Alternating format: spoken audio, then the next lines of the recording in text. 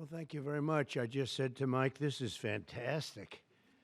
I didn't think we were going to see this coming for a while. Congratulations. This is a very, very important thing. Thank you very much, everybody. This is a very important thing we're going to be discussing. Please sit down. Thank you very much. This is good news indeed. People said it couldn't be done. You got it done. I just have to sign, right? That's very good. This is really something. And it has to do with the California Auto Regulation, CRA. It's been a disaster for this country. And I want to thank everybody for being here. We officially rescue the U.S. auto industry from destruction by terminating the California electric vehicle mandate once and for all.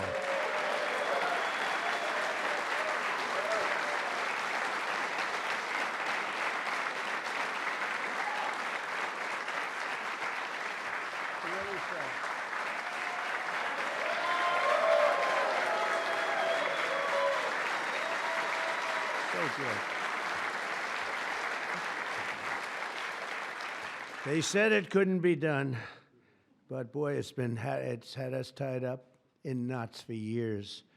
And they'd pass these crazy rules in California, and it would be 17 states would go by them. The automakers didn't know what to do because they're really building cars for two countries. When you have 17 states, you're building cars for two countries. And I want to congratulate you all, the Senate, the House, the whole thing. It's incredible. I was going to sign a executive order and give it a shot. But the one good thing with this, number one, it holds up forever. And number two, unless somebody votes it out, they'll never do that. And it's just so much better, huh? It's so much better. That's so great. Very proud of you. We're joined today by the great Speaker of the House. I think he's going to go down as a great Speaker of the House, too. I may be wrong. I may be wrong. Who knows? Who the hell knows? I think he is. And he's doing something, the only thing I would say is more important than this one, and I'll tell you what, it's almost close. That's how big this is today. But the great, big, beautiful, I added the word great, I used the word. The great, big, beautiful bill, it's going to be one of the most, I said it this morning to a group, I think it's one of the most important pieces of legislation ever signed, ever approved. So it's going to be something very special. Thank you very much. Speaker of the House, Mike Johnson, thank you. Secretary Sean Duffy, and they had a problem in India today, and you're on that. Sean's doing a tremendous job. Secretary Chris Wright, everybody said you'd never be able to get him. He's the most talented man, they say, in the oil and gas industry. I'll let you know in about 2 years if that's true.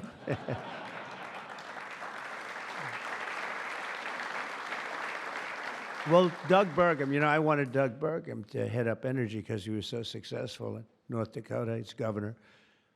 And he said, sir, there's one person who's much better than me. I said, who? They said, Chris Wright. I said, who the hell is Chris Wright? I had no idea. Now everyone knows Chris Wright. He's going to be more famous than me.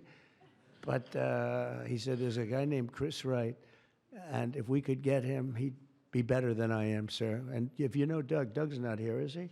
If you knew Doug, he's always working someplace. But if you knew Doug, you'd know that he doesn't say that often. And he did. And Chris, you're doing great. But I don't like the oil prices have gone up just a little bit over the last few days. I was going to call it just really start screaming at you. Are we okay? Nothing wrong, right? It's going to keep going down a little bit, right? Because we have inflation under control perfectly. You probably saw the records. Everyone's on television saying, what's going on here? Trump has proven to be right. All of these things. We've taken in $88 billion in tariffs in 2 months. $88 billion with no inflation. And if we're smart, there won't be. Now, we'd like to get this guy to lower interest rates because, if he doesn't, we have to pay. We have a lot of short-term debt. Obama gave it to us originally, and Biden carried it on. They like short-term. I like long-term cheap debt. But a lot of the debt comes through because Biden, he didn't do it. I'm sure he didn't know anything about it. But somebody approved. short-term debt. It's all over the place, and it comes due starting very soon. And if we would lower the interest rates by 1 point, we'd pay about 1 point less. That's $300 billion a year. Can you believe it? 1 point. If he'd lower it by 2 points, we'd pay $600 billion a year less. That's for years, 10 years, 12 years, whatever we make it. But we can't get this guy to do it. And the fake news is saying, oh, if you fired him, it would be so bad. It would be so bad. I don't know why it would be so bad, but I'm not going to fire him.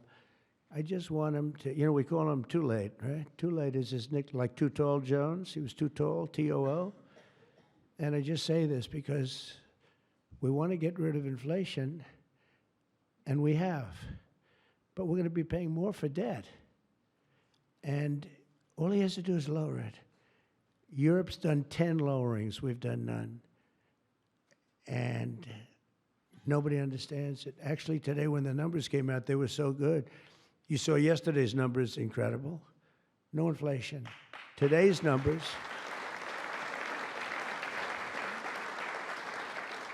Today just came out, same thing, no inflation. They're all shocked. All these guys are watching from business, CNBC, and all of these different networks.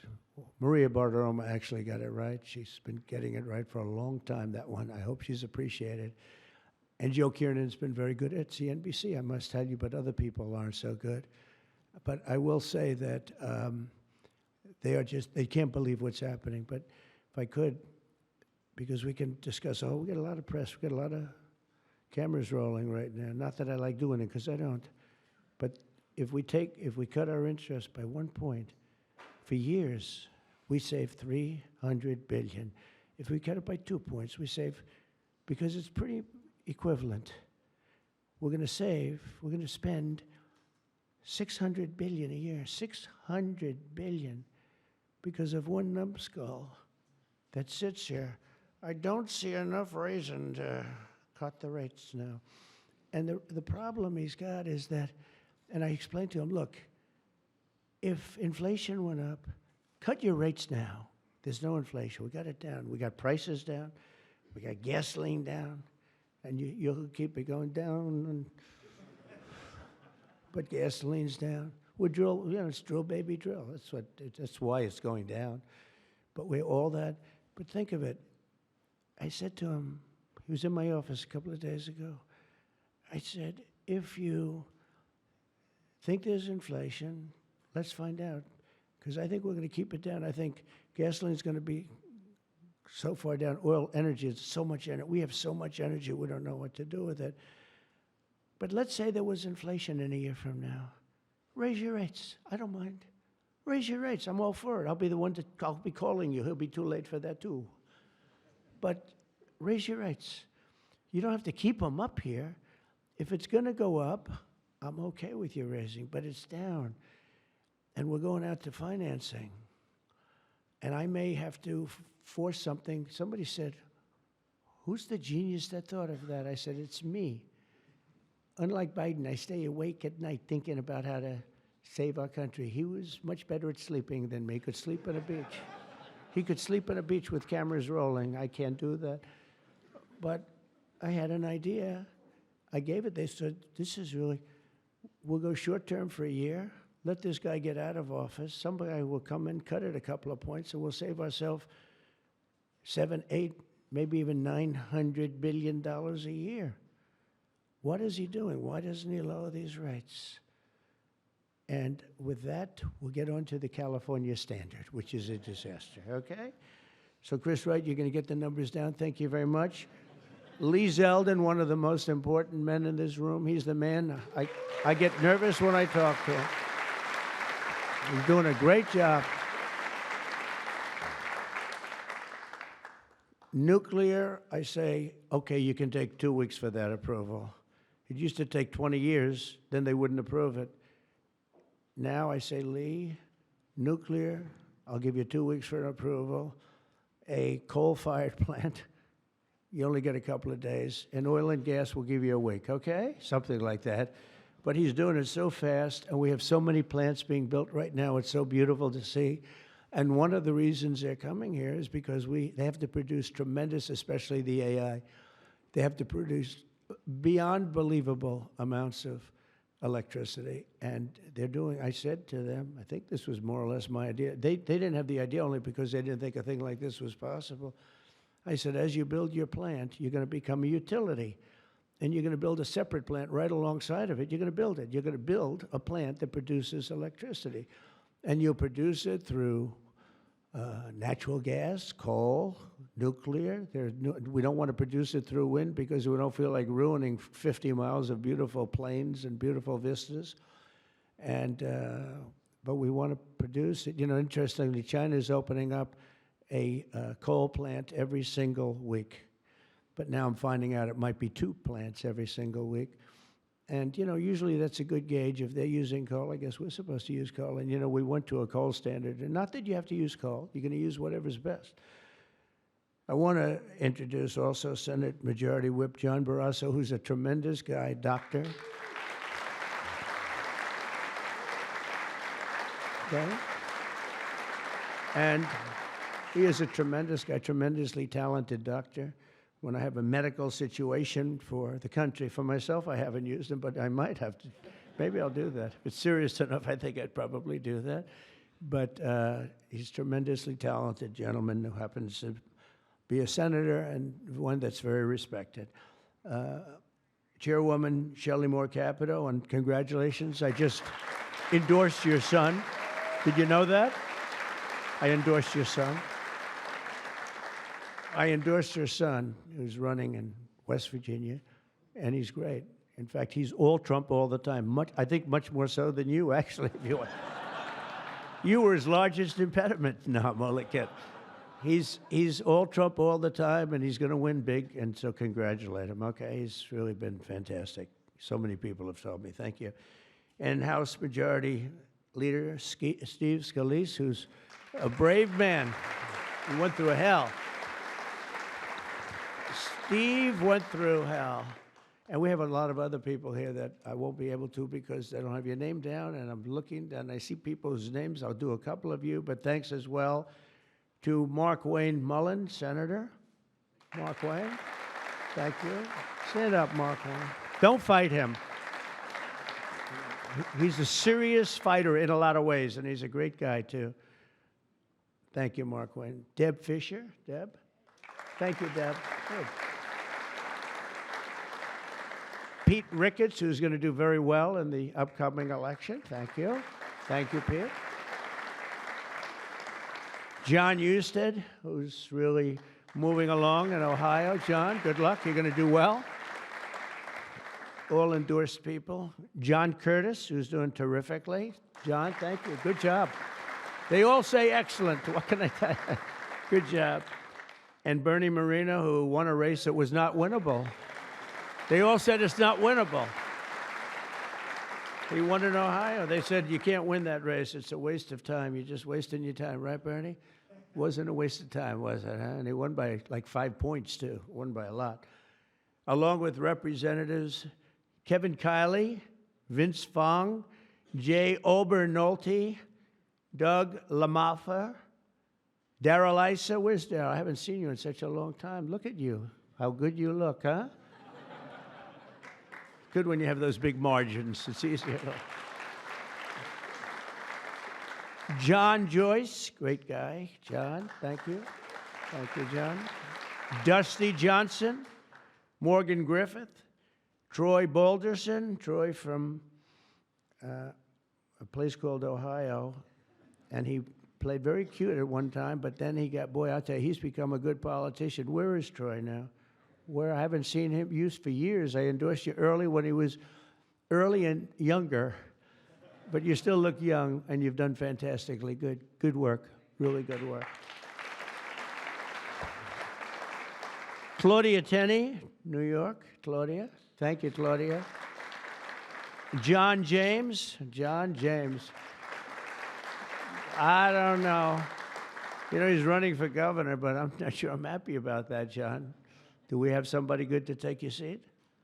Because otherwise we're not letting him run for governor. We can't. You have somebody good, right? Okay, as long as you like them, they'll win. Tracy Mann. Tracy, thank you very much. Thank you very much. Appreciate it.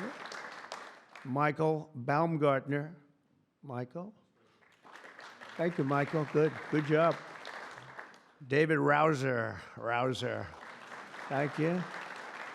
Glenn Grothman. Hi, Glenn. Thank you very much, Glenn. Brett Guthrie. Brett. Thank you, Brett. Rudy Yackham. Thank you. Thank you, Rudy. And I want to thank you all. And there's some additional people in the room, but we have to get back to this. Is like so big. This is a big one. Under the previous administration, I could go point after point, everything they did, open borders, men playing in women's sports, transgender for everybody, let's go transgender. What a group of people you had over there. They must have hated our country. Under the previous administration, the federal government gave left-wing radicals in California dictatorial powers to control the future of the entire car industry all over the country, all over the world, actually. Because they have to build a car. They can't build 19 different cars called the same thing. And really, it was all over the world what was happening. They approved Governor Gavin Newsom's ridiculous plan to impose a 100% ban on all new gas-powered cars within a very short period of time. Think of this. You couldn't buy any other car except an electric-powered car. And in California, they have blackouts and brownouts. They don't have enough electricity right now to do the job. And countrywide, you'd have to spend $4 trillion to build the firing plants, to be able to, they call them a lot of things, charging plants, firing plants. $4 trillion you'd have to spend. In the Midwest, they built 9 of them. 9 individual, it's like a pump, just like a pump, except instead of gas, electricity comes out. They built 8 of them. $9 billion they spent for 8 little hoses, $9 billion. Now, I'm sure they could have done it for about, 1/1000th of that, but even if they did, it's unaffordable. They approved Governor Gavin's ridiculous, is so ridiculous. By the way, if I didn't bring the military in, Los Angeles would be burning down right now. It'd be burning just like his damn houses burned down because he didn't have the water that he should have had. He had so much water. They have so much water. We had to send in the military to free up the water. And we did that right after the fires. We told them to do it in the first term. But just like that ridiculous plan, this is a plan to ban, think of it, a plan to ban 100, and they call it the 100% ban on all new gas-powered cars and abolish 75% of the gas-powered trucks. 75%. The trucking industry saw me. They said, sir, it doesn't work. Number one, the trucks are so heavy. They're 2.5 times heavier than a diesel-powered truck. So one of the big truckers owns 28,000 trucks, big company, tremendous company. He said, I go out of business immediately. I'm not going to play games. He said, did you explain these things to the government officials? Like the truck weighs 2.5 times more than a regular truck, a gasoline-powered diesel. And he said, based on that, we have to rebuild every bridge in the United States of America because it wasn't designed to hold cars and trucks that heavy because the batteries are very heavy. They're, probably lead. But they have a lot of things in those batteries that weigh a lot. But it's 2.5 times. It's a simple number, 2.5 times. And if you want to do this, you have to spend trillions and trillions of dollars on rebuilding every bridge in the United States, and I guess throughout the world, because they do follow us. And the big rig buses and even cement trucks, they want to abolish certain categories of truck, but they want to go 75% of all of these trucks have to be abolished almost immediately. The time is just crazy. And they don't go far. Another little problem. With a tank of diesel, you can go from New York to Los Angeles if you want to go to Los Angeles right now. But New York to Los Angeles, and you can go back a little bit. With the electric truck, you'll stop approximately 6 times. Enjoy your stop. And the truckers saw me, and I said, did you just explain this? Because this is like, you know, if you explain it, if a person's reasonable for that, he said, we explained it, they didn't care. They said, we're going all electric. They can't be stupid, because anybody that can cheat on elections like them is not a stupid person. But they must hate our country. But I said to this big trucker, he said, sir, I've been buying trucks my whole damn life. He's a rough guy, smart guy. He said, I got thousands of them. I've been buying them for 50 years, and every single year they got better. They got more efficient, they got bigger, they got stronger. I build apartments in my trucks now for the drivers. I said, what's an apartment? That's on the cab. They put this in. And sir, I know you like luxury, but you wouldn't mind living in one of these. I said, maybe I would, maybe I wouldn't. I mean, it doesn't sound too appealing, but I said, so what's the problem? He said, so I noticed one thing. For 50 years, every single year, one thing happened. They got better. They got stronger. They got more efficient. They got faster.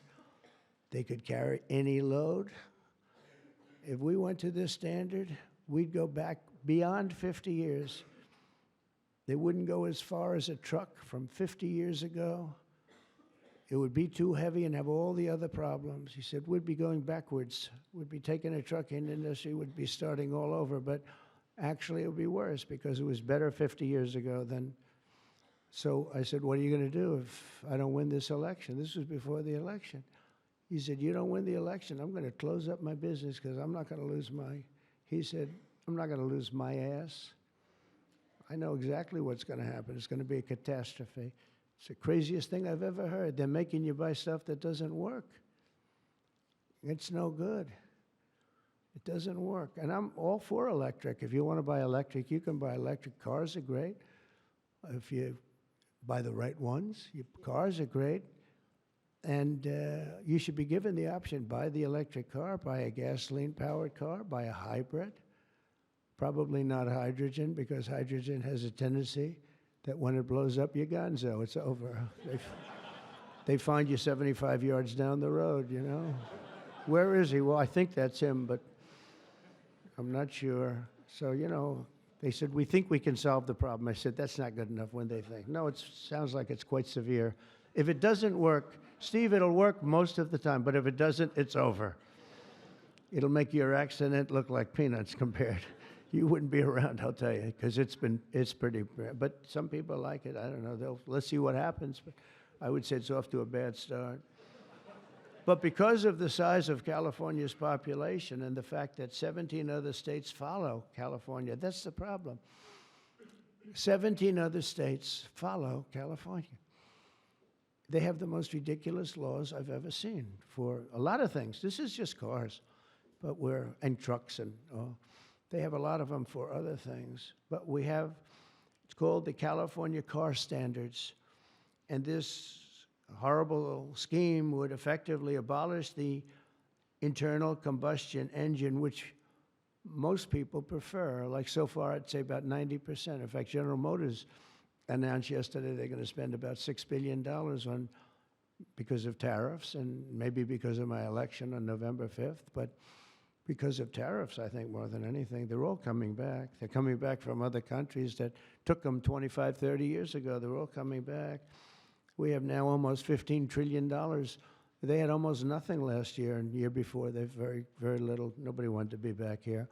Nobody wanted to come to our country anymore because we were like stupid people. We looked like stupid people. We were laughed at all over the world. Now we're not laughed at anymore, I can tell you that. But they wanted to shatter our domestic supply chains and literally grind civilization to a halt. We would have gone so far back. It's hard to believe, actually. Hard to believe when you don't have enough electricity to give a person a little air conditioning in the summer, and now they want you to take electricity and fire up all these cars. But we're not going to let that happen. Meanwhile, all of the auto jobs would be shipped to China because they're very strong on electric, and it lives off an estimated 200,000 American auto workers would be destroyed. It's one of the reasons I did so well with the United Auto Workers. And now I'm really doing well with them. I did phenomenally with them. No Republican ever got any numbers like I got in the Teamsters, too. Sean O'Brien, the head of the Teamsters, these guys, they like Trump because I produce jobs. They know that. Everybody knew that, the auto workers knew better than anybody how good the tariffs were.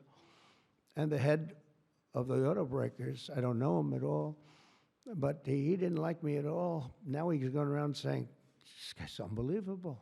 He was very nice to me the last few months. During the campaign, no, but if I've proven, I've proven it. I've done what I said I was going to do, and we've brought back tremendous numbers of jobs. And you're having auto plants built all over the country, all over. There's never seen anything like that. They're leaving from Mexico. They're leaving from Canada. They're leaving from other parts of the world.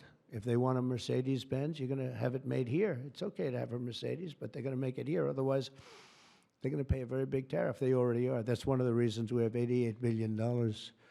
It's a lot of money. But that's peanuts compared to what we're going to be making in another few months. They haven't even kicked in yet. But we're not going to let any of these bad things happen, these stupid projections that I've been reading about for the last 6 months. I think these people are either corrupt or really dumb. And they're supposed to be economists. In the campaign, I promised to end this disaster, and today our Republican majorities in Congress have delivered. And I don't know, I can't imagine. It's so obvious. It's so good. Did we get any Democrat votes? Did we get one? Two? Who? 35. Yes, sir. I think that's great. I think that's great. You got 35 Democrats. 35, yes, sir. I think that's great. That, as far as I'm concerned, one in the Senate. On something that's so good. But who is the one? Well, I shouldn't have asked. I congratulate her. I don't care. I think it's great. It's very interesting. Why did I ask that question, Mr. Smith?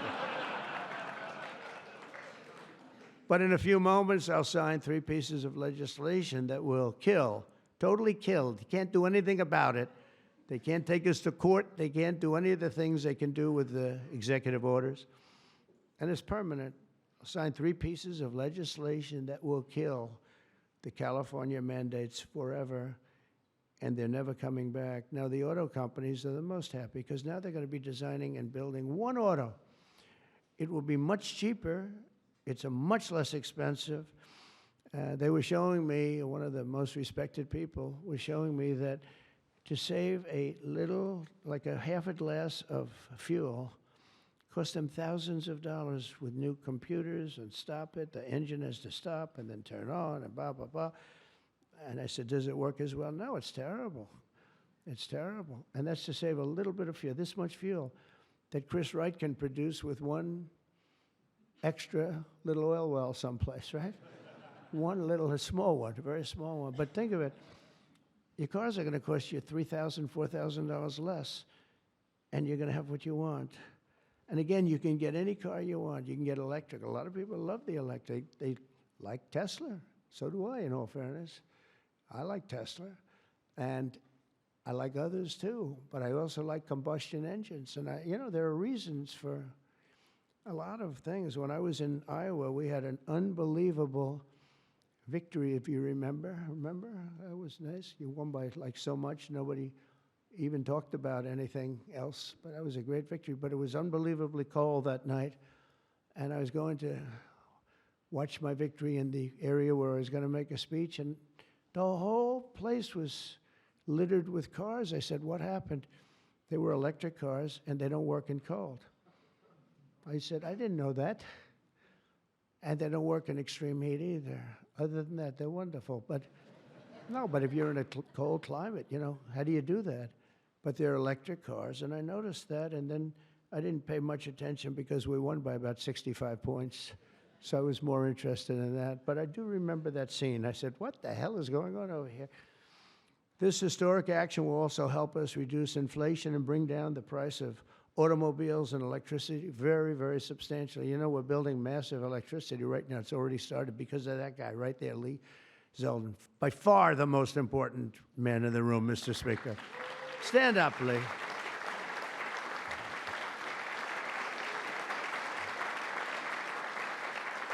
He blows you guys away, John. He blows the politicians away. I'm sorry right now. He's a great politician. He almost won for governor in New York, which is just missed by a few points. And that was another race that was not winnable, but you almost got it. But I think what you're doing now is even bigger if you want to know the truth. I think it's actually more important if you can believe that. Under the previous regime, car prices skyrocketed as a direct result of the mandates. These mandates, this nonsense that you had to do. And they had so many other rules and regulations that the car companies who are here today appreciate that. And Susie Wiles is here today. Stand up, Susie. Most incredible woman. Most powerful woman in the world, they say. She's the most powerful. She was rated the most powerful woman in the world. Susie Wiles. One phone call and a nation is destroyed. She could destroy 5 nations with 5 calls, and she's doing a great job. More importantly, right? Doing a great job. There's nobody like.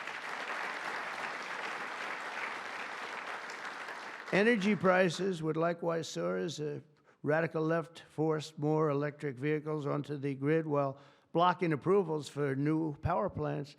They want to block the approvals. They want you to have a car with electric, but they block the production of the juice that runs the cars, and all of them, all forms of cars. It's just the craziest thing. We're in a different sphere now. We're in a whole different planet right now. The result would be rolling blackouts and a collapse of our power systems. We'd have a total collapse. You couldn't do it. You couldn't even do it. Think of it, they're forcing you to do something, and they want you to do boats also. I assume boats are being covered by this, and boats, they want you to go all electric, and the batteries are so heavy, the damn boat practically doesn't float. I used to have a lot of fun talking about that one on the tours. We'd talk about it. And I said, what would happen if the boat sank? Because we went to North Carolina, South Carolina. We visited boat factories. Unbelievable guys. And they said, sir, we have one problem. They're forcing us to go electric for the boat. I said, how's it going to work? The boat will not float, sir. It's so heavy, and it won't go fast, and lots of other. And I did ask him a question, because I have a lot of background. My uncle was a big shot at MIT, the smartest guy. He never had a smarter guy. And I guess I have a little of that. My first question was, what would happen if the boat sank? Do you get electrocuted? Remember I said that? And I used to be decimated by these people back here, right? I used to be decimated. They'd say, what kind of a crazy question is that? So I'm actually serious. What happens if you're an electric boat and the boat is going down? You're in trouble, Susie. And I used to say, remember, I'd get decimated. The audience loved it, but the press would laugh at it. I said, so if I have my choice of going down or jumping 5 or 6 yards away from the boat, but there's a shark there, what do I do? You know what I said? I'd rather be electrocuted. I said, I'll take electrocution every single day. But actually, he said, nobody's ever asked me that question, sir. He makes boats. Nobody ever asked me that question. This is really an unusual question. He said, and honestly, I don't have the answer. He wasn't able to. I said, don't worry about it. If I win, you won't have to worry about it. But today we're saving California, and we're saving our entire country from a disaster. Your cars are going to be thousands of dollars less money. And even the ones that, if you buy electric, we're not going to make you do certain things that are just a waste of money and just time-consuming waste of money. They make you do things that are no good for anybody, make the car worse, and make it much more expensive. Over the past 5 months, our administration and Republicans in Congress have fought for the American auto worker and for Teamsters and for, by the way, right to work. We have them all. We have, we just call them just workers. We fought for workers like no one has ever fought before. I understand that. It's why we won. We won with workers. We won with young people. I just saw with TikTok, I was #1 on TikTok in its history. Can you believe that? So I guess I like TikTok. That's why they're saying, are you saving? And we probably will save TikTok, actually. But on my first day in office, I ended the Green New Scam and abolished the EV mandate at the federal level. We abolished it, which is basically that everybody will be driving an electric car within a very short period of time.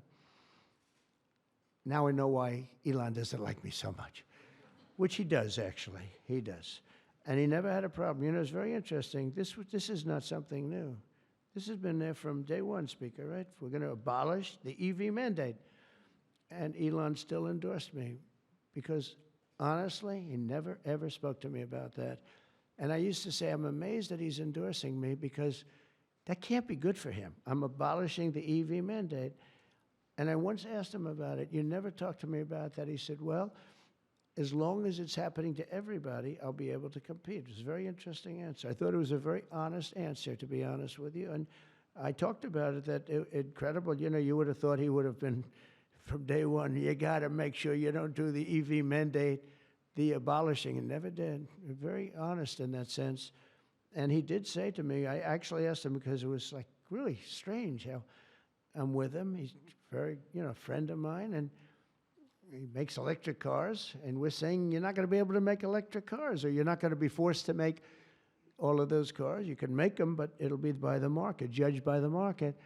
And that's what he said. He said, as long as I'm on the same plane as everybody else, we're going to do good. We make a better product. I said, that's very cool. It's very cool. That was my answer.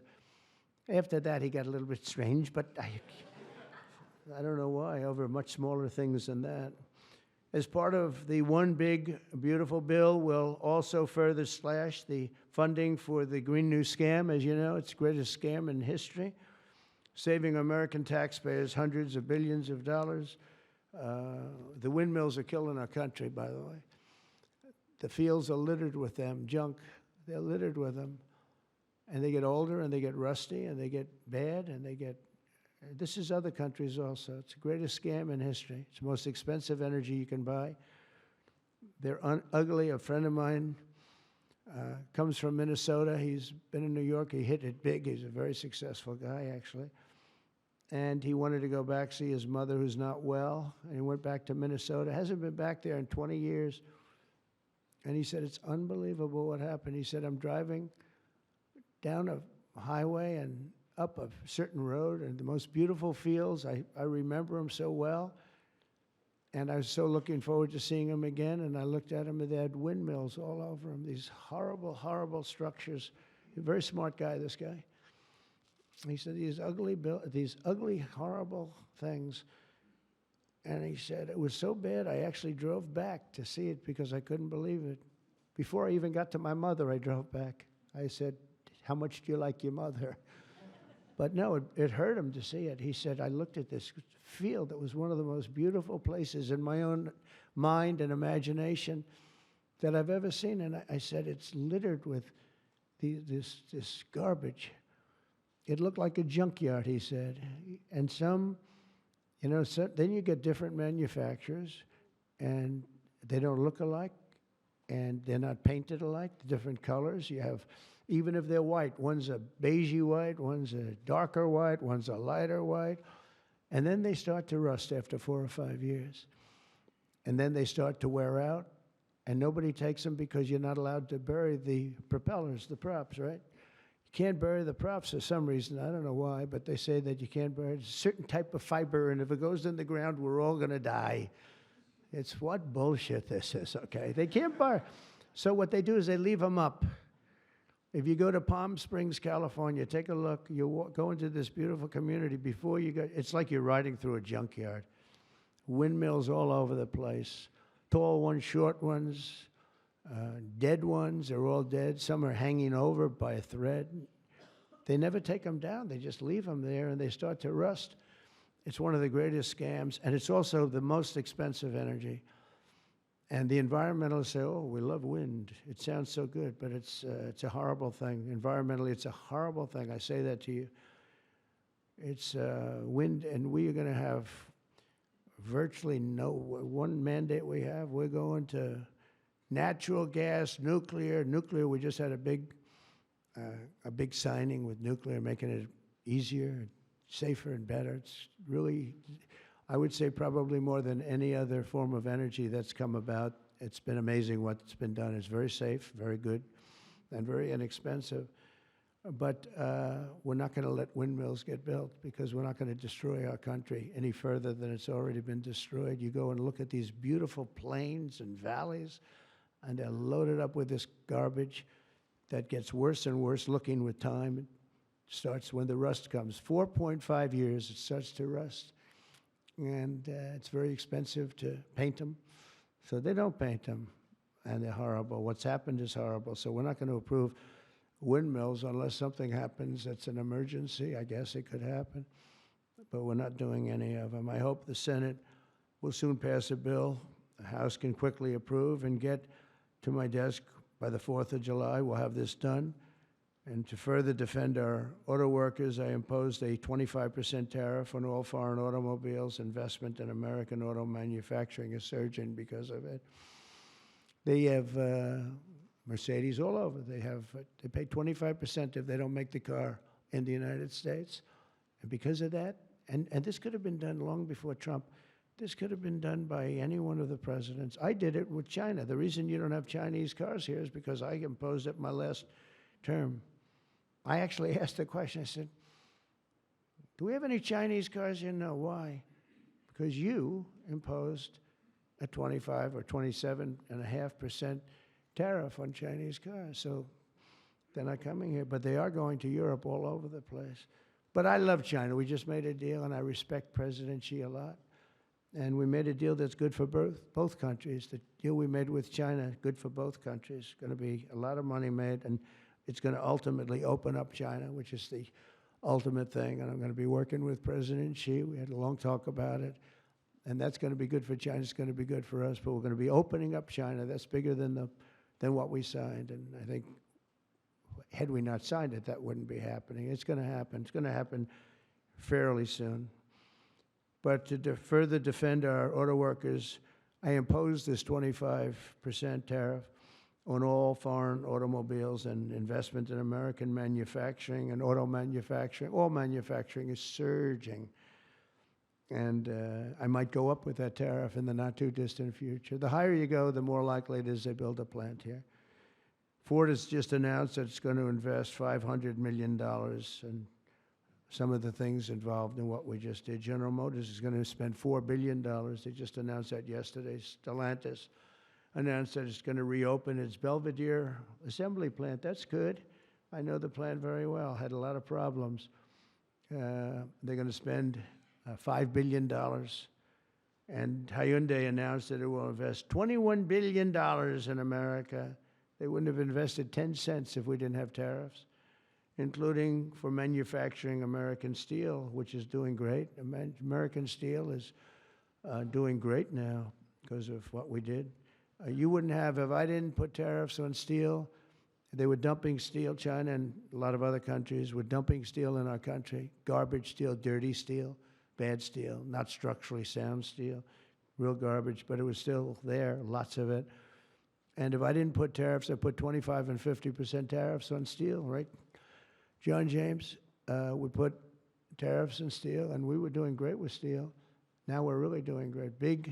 A big investment is being made in Pennsylvania. You've been reading about it. They're going to spend $17 billion on U.S. steel. And all the steel workers wanted it. And we have a golden stock. We have a golden share, which I control or President controls. Now, I'm a little concerned whoever the president might be, but that gives you total control. It's 51% ownership by Americans. And we have a company, a great company, Nippon. They're coming in from Japan. They're going to spend $17 billion. And somebody said, well, what happens if it doesn't work out? I said, they spent $17 billion. We can't put it on a trailer and drive it to Japan. This is a steel mill. You know, some businesses you can move. You move your office, and that's where the business is. With this business, they're spending 17, think of that, 17 billion. They're going to have them all over the country. I want to introduce several of the great Americans representing the millions of people whose livelihoods we're saving with today's action. I just can't tell you how incredible this action is, because nobody thought. This was one that I wasn't so, I would have rather had it than almost anything, but I was told by everybody, except that guy right there, that you couldn't get it. Bill Kent runs a chain of family-owned convenience stores that opened in West Texas in 1957, known as Kent Quick. And Bill, if you could come up and say a few words about what the signing means to you, please.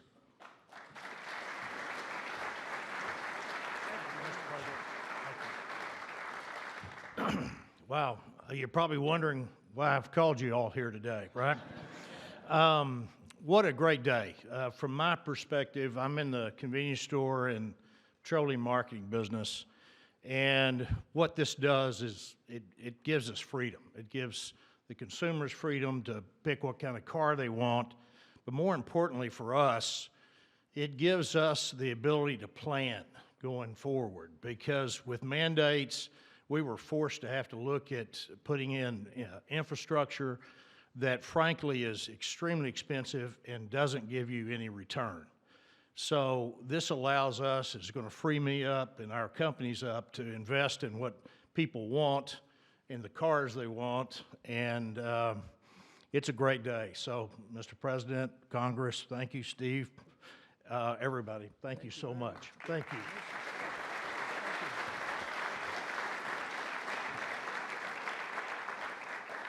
And a friend of mine for a long time is John Hess. He's one of the top CEOs in the country, and he's now the CEO of Hess Corporation, one of the biggest oil producers, and he's a fantastic person with great knowledge of the subject matter.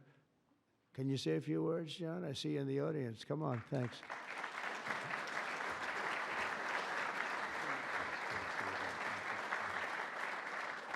Hi, I'm John Hess, and CEO of Hess Corporation, a proud producer of oil and gas in North Dakota and the Gulf of America. And so you all know, I was born in New Jersey, grew up in New York, and my father started our company by driving a secondhand oil truck. So, Mr. President, it's an honor to be before you today, and thank you for that. Mr. President, during your campaign, you made a commitment to the American people to repeal unworkable and costly mandates for cars and trucks and let the consumer choose what type of vehicle they drive. Today, with the bipartisan support of Congress, you're making good on that promise. I'd like to recognize Speaker Johnson, Leader Thune, other members of Congress whose tireless efforts were critical to the outcome we're celebrating today. And a special thank you to Senator Capito for her leadership.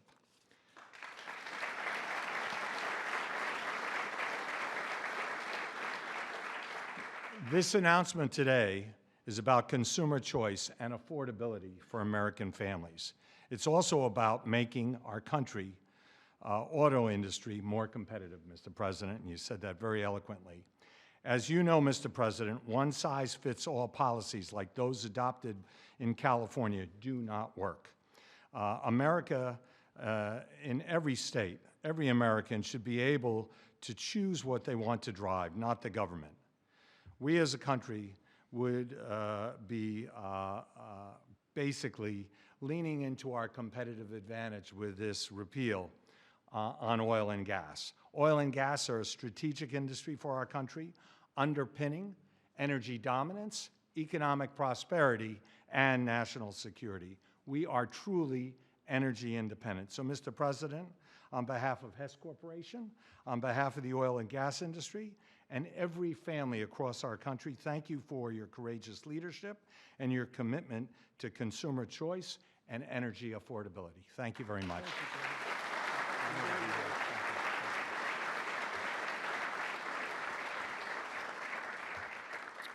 very respected guy. The California EV mandates would also have devastated our nation's incredible truck drivers and the trucking industry, and I gave you a little bit of a rundown on that.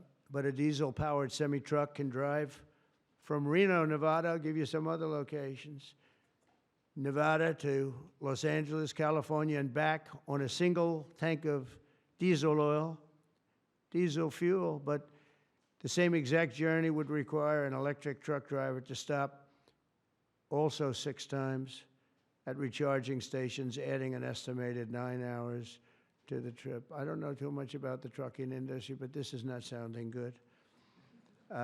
Here to discuss a little bit about the trucking industry, Gina Jones. And Gina, a real expert on trucks, I can tell you that. She's going to come up and tell us about trucks. Thank you, Gina. Thank you, Dad.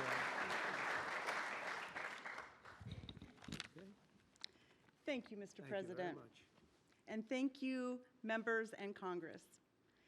The trucking industry has America's back, and we are grateful that a president and the administration that have our back too. Today, trucks are 99% cleaner than a generation ago. We need great partners in government to continue that process. We cannot allow one state's regulations to disrupt our entire nation's supply chain.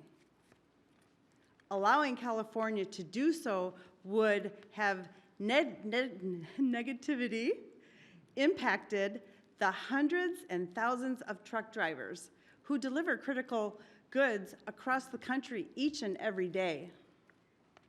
In order to deliver for American families and businesses, we need realistic national standards.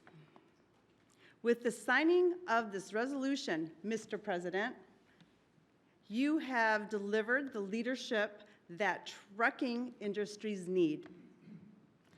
Promises made, promises kept. On behalf of the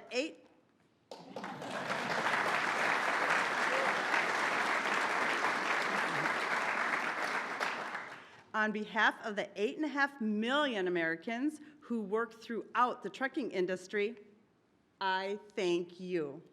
Thank you very much. Thank you very much. Great job. So just to wrap it up, I say under the Trump administration, we will restore the full strength, might, and glory of the American auto and trucking industry. We'll protect our truck drivers, auto workers, small business people, and manufacturers all over our country, and actually all over the world, and that's okay too.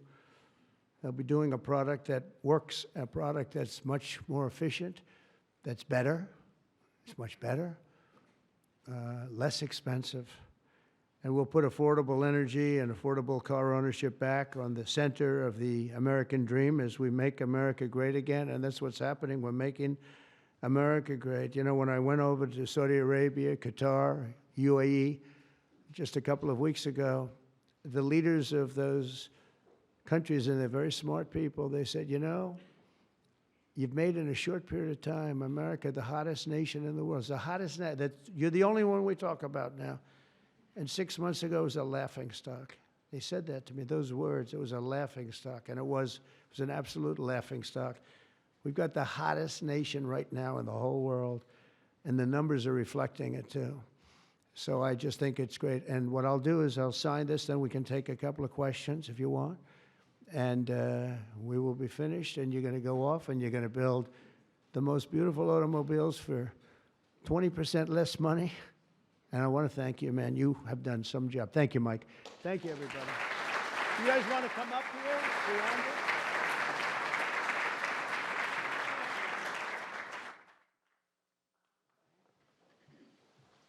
Come on, surround it.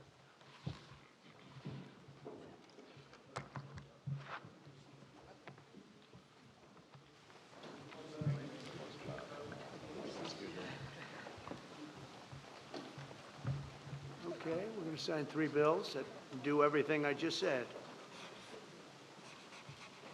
No auto pens allowed.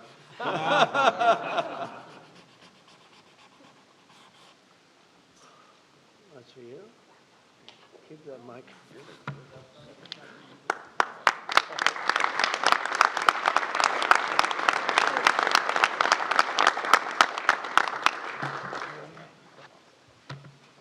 You know, that pen was so good, give it back to me. That was a good one. No, I'll sign all 3 of them, because you never know what you get with the new one. Number 2.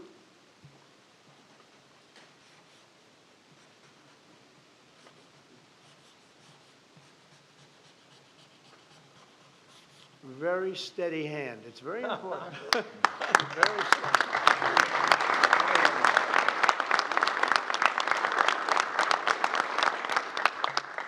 Only a steady hand can sign like that, right? Absolutely. Right? I've been told that, actually. And here's number 3, and it all goes into effect. Everything I said goes into effect. Lower prices, better cars, and choice. sense. You can say choice. We have choice for education, and you have choice for cars now, right? Common Right, sense common is right. sense. You're right. Common sense is right.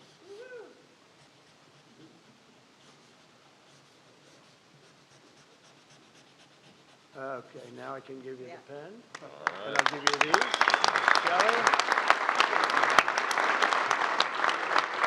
Okay, let me sign. Congratulations, John. Okay, you'll take these. Pass these around, fellas. Where's John James for his father? Oh, thank you. You have one, John? Yes, sir. Pass them around. Okay, everybody. There's a few extra. You're going to take them and give them to someone who paid you.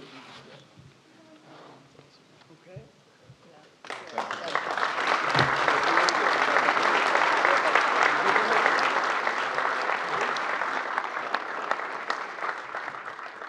Go ahead, please.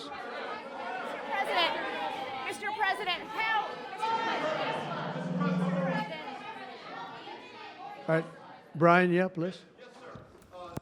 I have some very close friends who run some of the largest auto dealerships in Southern California, Rusnak Automotive Group. Good. Their message to you, they're 100% behind you right now.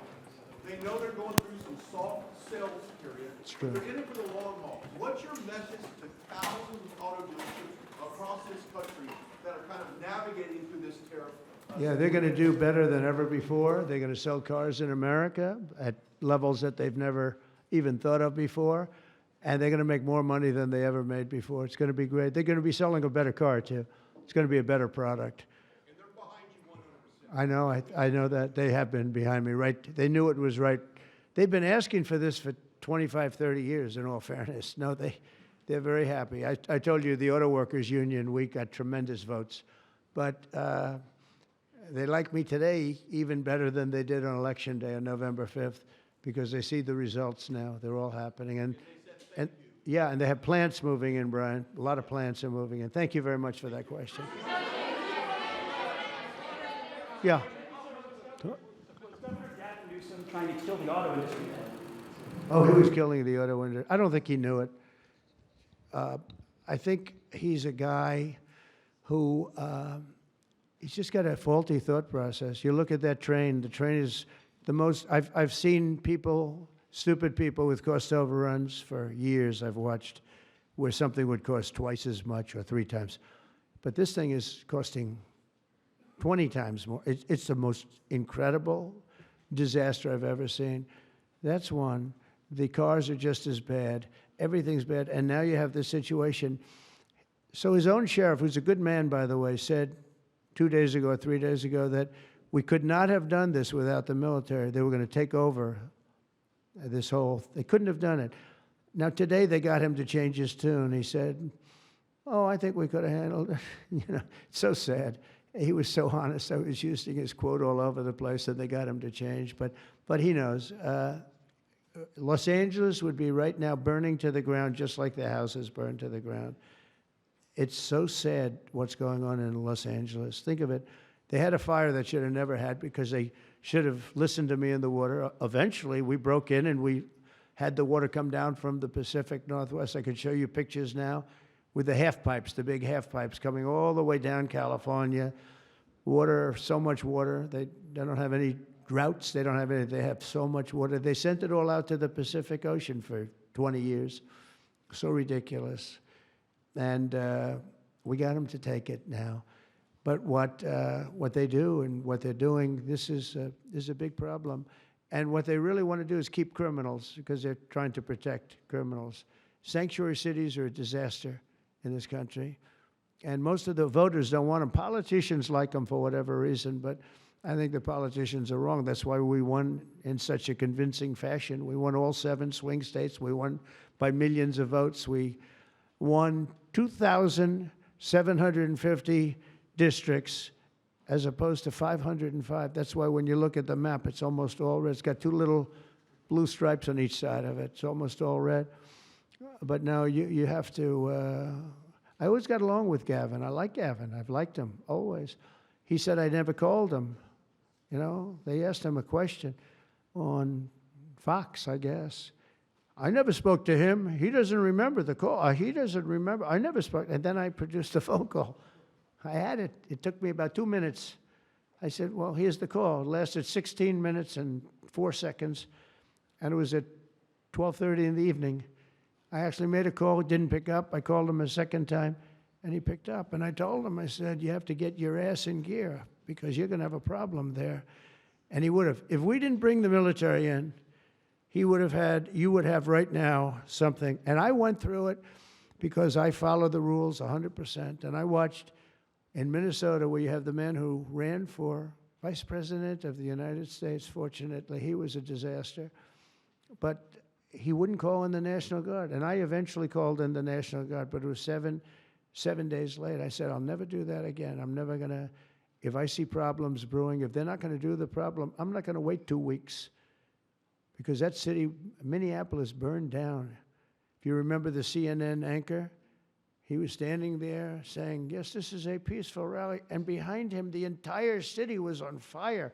It looked like World War II. And I appreciate the question. Please. Sir, Mr. President, thank you very much for taking. Thank you. 2 questions, if I may, sir. First, the terrible, horrific plane crash in India today. I'm sure you saw the images on TV. Your reaction to that first, and will you speak to Prime Minister Modi? The plane crash was terrible. I've already told them anything we can do. It's a big country, a strong country. They'll handle it, I'm sure. But I let them know that anything we can do, we'll be over there immediately.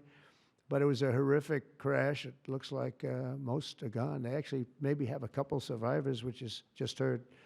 But that was a horrible crash. Nobody knows. Nobody has any idea what it might be. I gave him a couple of pointers. I said, maybe you look at this or that. You know, we saw the plane. It looked like it was flying pretty well. It didn't look like there was an explosion. It just looked like the engines maybe lost power. But boy, that is a terrible crash. It's one of the worst in aviation history. Yeah, second? How confident are you, sir, that conflict with Iran can be avoided? Well, I'd love to avoid the conflict. Iran's going to have to negotiate a little bit tougher, meaning they're going to have to give us some things that they're not willing to give us right now. I'm the last person. I've kept us out of wars. We defeated ISIS completely, 100%, and I haven't had it's peace through strength. I believe in peace through strength. We're the greatest military in the world. I rebuilt the military, as you remember, for 4 years. I rebuilt the military. And then we gave a chunk of it away, but it was still peanuts. It was a lot, but it was peanuts compared to what we rebuilt. Gave it to Afghanistan, one of the most embarrassing moments in the history of our country with the whole withdrawal, the way they withdrew was very embarrassing. But we rebuilt the military. We have the greatest, strongest military. We defeated ISIS. We defeated ISIS.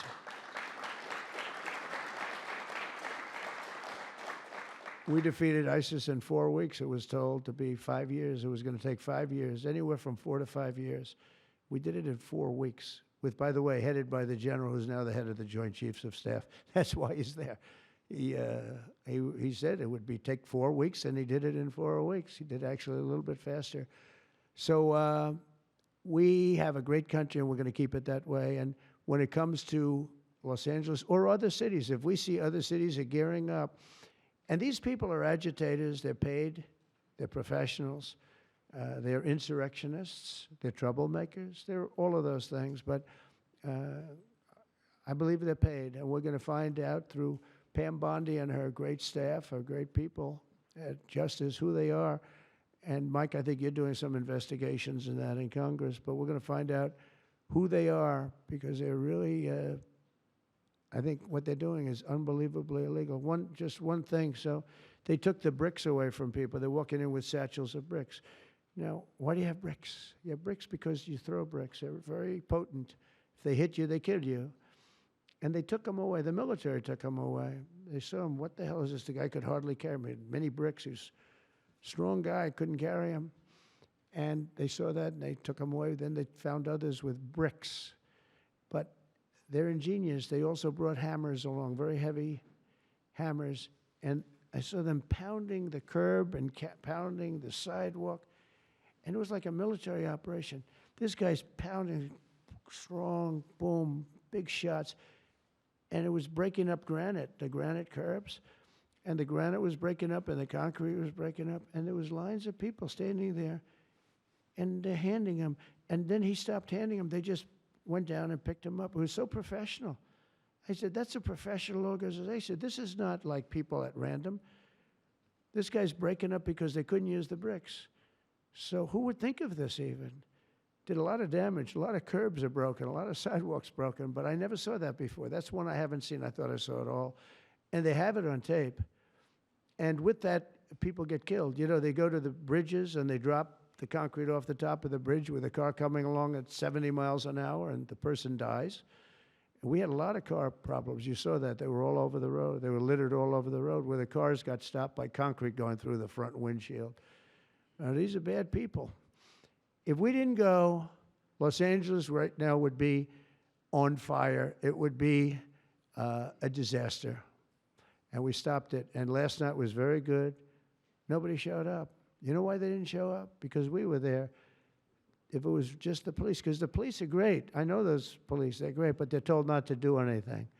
They're not allowed to act. Thank you.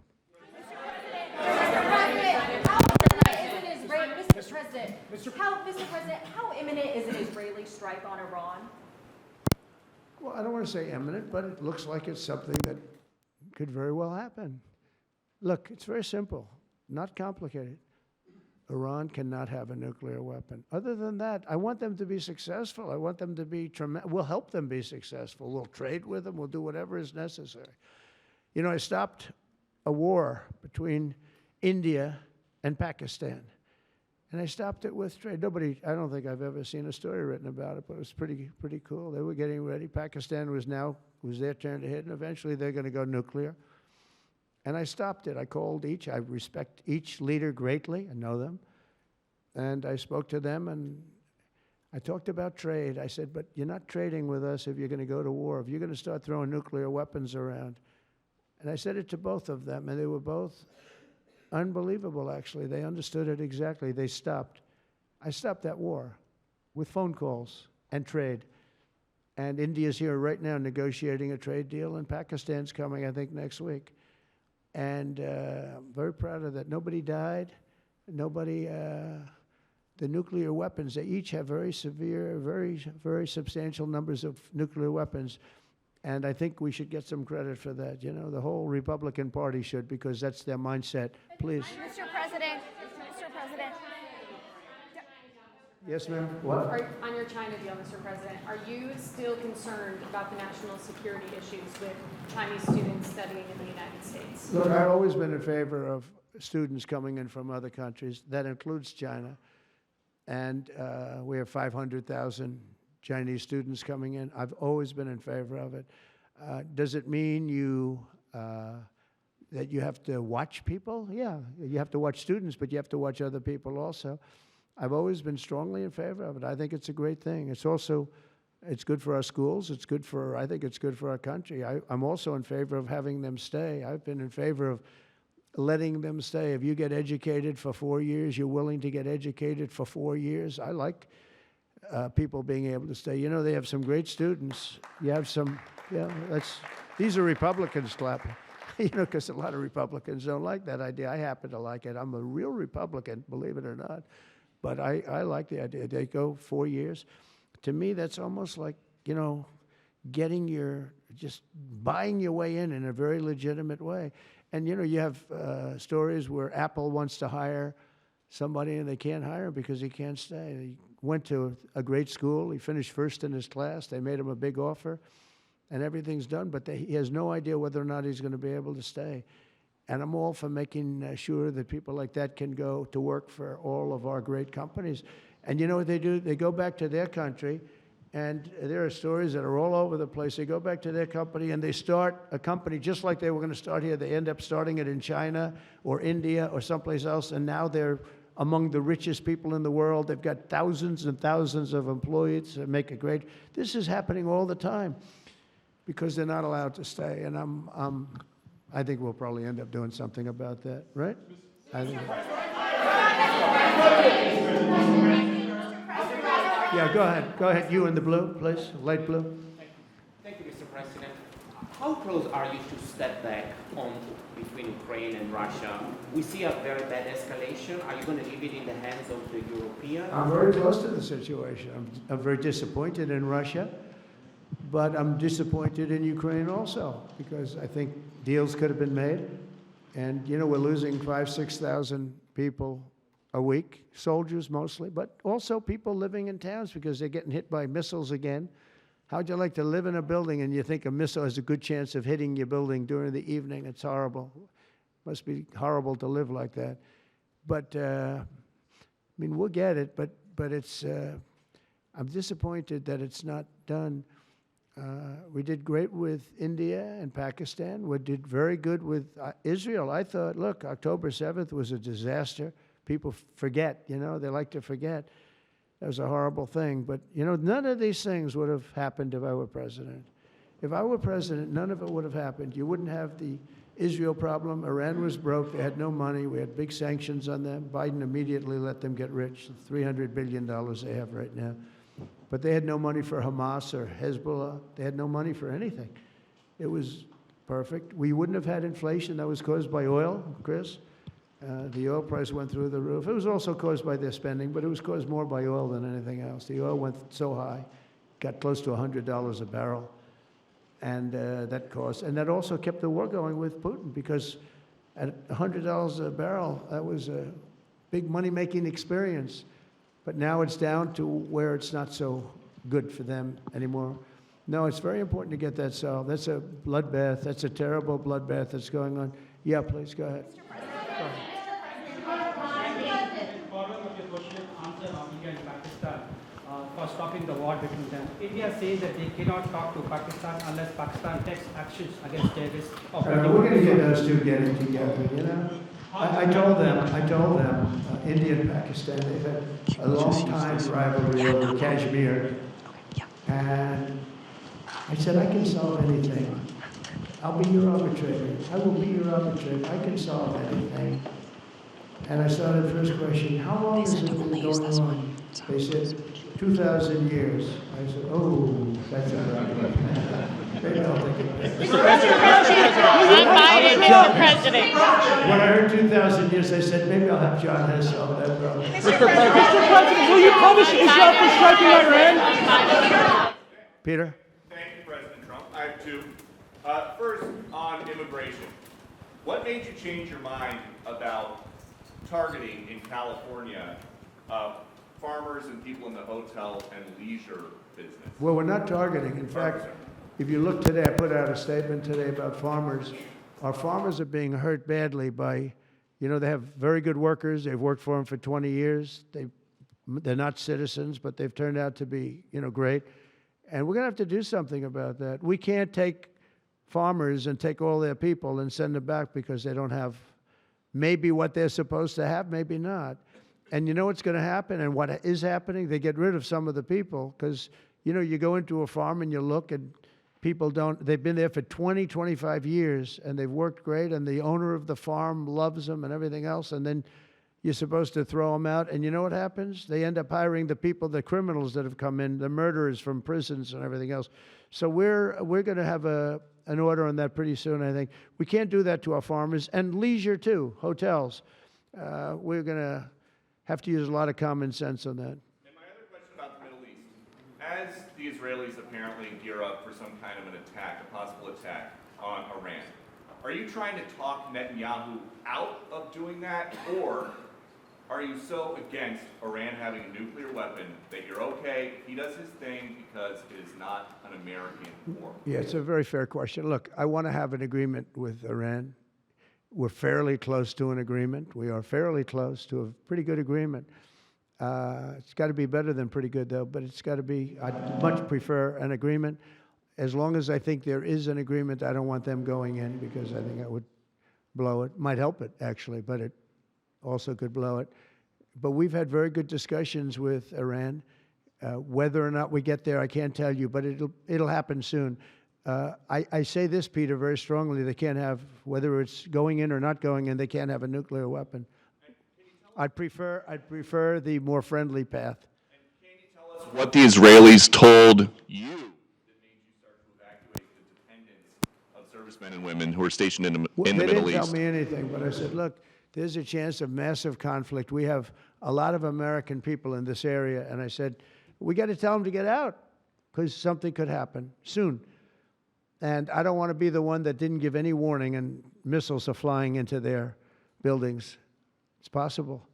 So I had to do it. You know, I had the choice. Do I do it or not? Doing it has its downside, but it also has its upside. Like, you're going to save a lot of lives if it should happen. Hopefully that doesn't happen. Right? Thank you.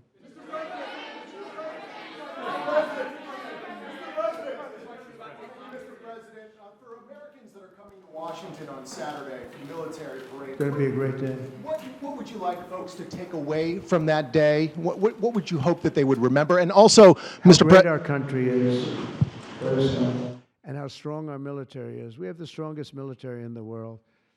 You know, it's very interesting. 3 weeks ago, it was the end of world anniversary, end of World War II, and I called France, and Macron, who's a good man, I said, what are you doing? He goes, we're celebrating World War II, our victory. I said, your victory? Your victory. Tell me about that. And then I called somebody else, and I happened to speak to President Putin at the time. Now, in all fairness to him, he lost 51 million people, and he did fight. Russia fought. Sort of interesting, isn't it? He fought with us in World War II, and everybody hates him. And Germany and Japan, they're fine. You know, someday somebody will explain that, but I like Germany and Japan, too. But Putin is a little confused by that, you know. He said, we lost 51 million people, and we were your ally, and now everybody hates Russia, and they love Germany and Japan. I said, let's explain that sometime, okay? But it's a strange world. But I will say this, look, I want them to go away saying how great our country is and how great our military is. And I was making all these calls. For some reason, I spoke to like 4 different places. Sir, are you celebrating? And I said, you know, we won World War II and World War I, right? We won them. And yet we're the only country that doesn't celebrate. Everybody's celebrating except us. And I said, we should celebrate too. there are several No Kings protests planned across the country on Saturday as well. What are your thoughts on those? What do they go? No kings? No Kings. I don't feel like a king. I have to go through hell to get stuff approved. A king would say, I'm not going to get this. A king would have never had the California mandate to even be talking to him. He wouldn't have to call up Mike Johnson and Thune and say, fellas, you got to pull this off, and after years we get it done. No, we're not a king. We're not a king at all. Thank you very much. Go ahead. Yeah, go ahead. Sir, Go ahead. Mr. President, sir, you made a lengthy posting today on Truth Social about Senator Rand Paul. Do you expect Yeah. to see him at the picnic tonight, sir? I do. I look forward to seeing him, actually. I like him. He's the hardest vote in the history of the U.S. Senate to get. Probably won't get him, but he's a very tough vote. I mean, he's a very tough vote. He's always been a friend of mine. You know, I endorsed him and got him elected. I got him elected twice. But I don't think he understands how great this bill is. This is a great bill. No tax on tips, no tax on, you know, the Social Security payments. It's unbelievable what happens. No tax on overtime.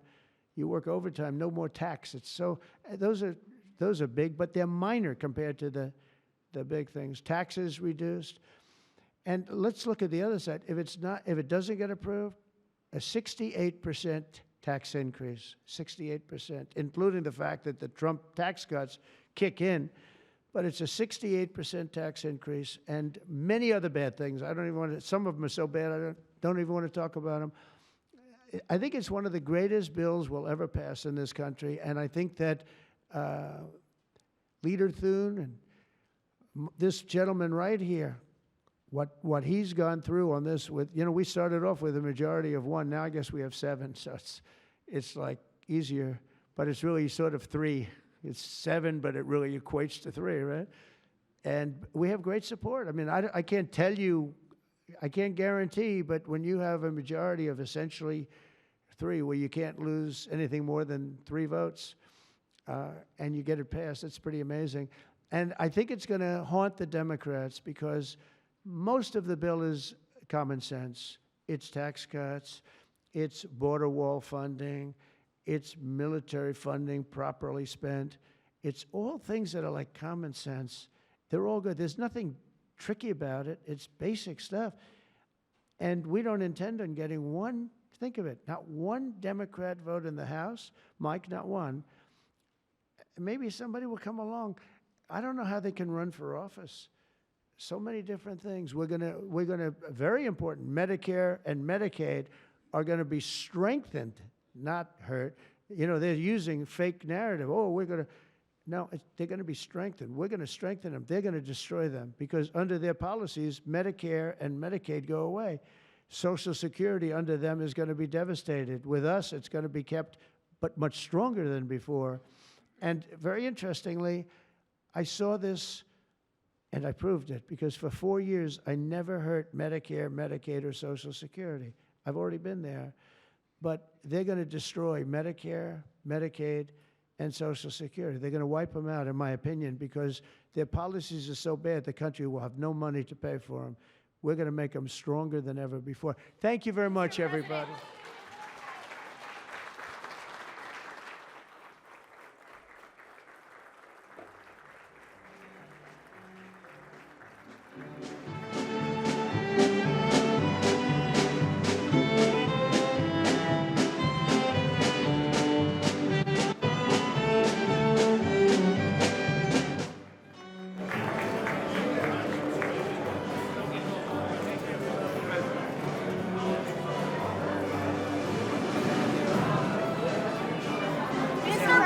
Mr. President, use your red line protest. Get a run,